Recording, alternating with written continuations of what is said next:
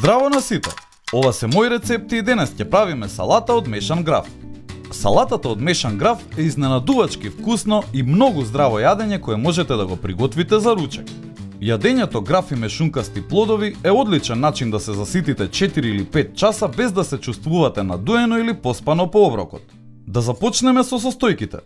Ќе ви треба 100 грама бел граф, 100 грама мексикански граф, 100 грама боранија, 100 грама црвен граф, 100 грама чери домати, 1 цел клас сладка пченка, 1 главица црвен кромит и 50 грама маслинки. За преливот ќе ви треба 3 супени лажици кетчап, 1 супена лажица црвен вински оцет, 1 супена лажица маслиново масло, 1 кафена лажичка сол и 1 кафена лажичка бибер. Ставете ги белиот и мексиканскиот граф во зовриена вода и варете ги околу 90 минути. Време е за сечкање. Исечкајте ги маслинките. Овде користиме зелени маслинки полнети со црвено пиперче. Исечкајте ги чери доматите на тенки парчиња. Одсечете ги врвовите од боранијата и пресечете ги диагонално на половина. На крај исечкајте го црвениот кромит на тенки парчиња.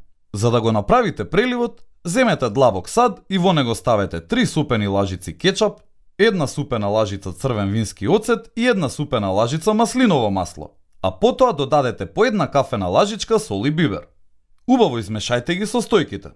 Овој прелив ќе ја даде сладок и кисел вкус на готовата салата.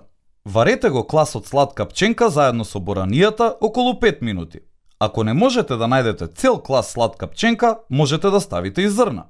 По варењето ставете го класот пченка во студена вода за да можете да работите со неа. Поминете со нож по страните од кочанот за да ги извадите зрната. Време е да ги споиме сите елементи.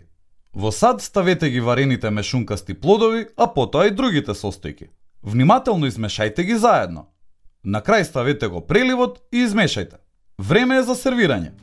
Јадењето сервирајте го самостојно како освежителен ручек кој заситува. Оваа салата е цел оброк самата за себе. Со неа нема да останете гладни, но исто така можете да ја направите како прилог за скара или да ја сервирате на шведска маса. Можете да користите многу различни видови мешункасти плодови и да експериментирате со текстурата и вкусовите. И не заборавај, на сите ни е потребна идеја во кујната. Затоа биди вистински пријатели, сподели.